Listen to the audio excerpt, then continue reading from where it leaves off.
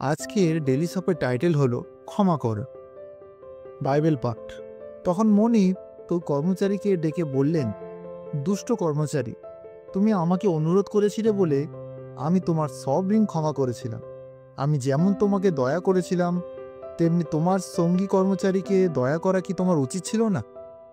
পরে তার মনিব রাগ করে তার সমস্ত ঋণ শোধ না করা পর্যন্ত তাকে কষ্ট দেওয়ার জন্য জেলখানার লোকেদের হাতে তুলে দিলেন।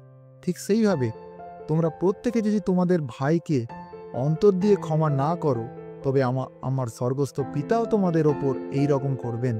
পর্যবেক্ষণ: যিশু একজন দাসের গল্প বলছিলেন, যার প্রভু তাকে বিশাল ঋণ ক্ষমা করেছিলেন। পরে প্রভুর কাছে খবর পাঠানো হয় যে ওই একই দাস তার অনেক ছোট ঋণ ক্ষমা করতে অস্বীকৃত জানিয়েছে এবং তার ঋণগ্রস্তকে পরিশোধ না করা পর্যন্ত কারাগারে আটকে রেখেছে। দাসটি প্রভুর উদারতাকে অন্য দাসের ঋণ পরিশোধের জন্য যথেষ্ট বলে মনে করেনি। ওপরের পদগুলি প্রভুর প্রতিক্রিয়া প্রদান করে। প্রয়োগ: পবিত্র পিতা ঈশ্বর যিশুর মৃত্যুকে তার বিরুদ্ধে আমার সমস্ত পাপ ঢেকে দেওয়ার জন্য যথেষ্ট পরিমাণ অর্থ প্রদান বলে মনে করেন। যখন আমি যিশুর মৃত্যুকে আমার বিরুদ্ধে অন্যদের সমস্ত পাপ ঢেকে দেওয়ার জন্য যথেষ্ট পরিমাণ অর্থ প্রদান বলে মনে করি, তখন এটি তাকে সম্মান করে।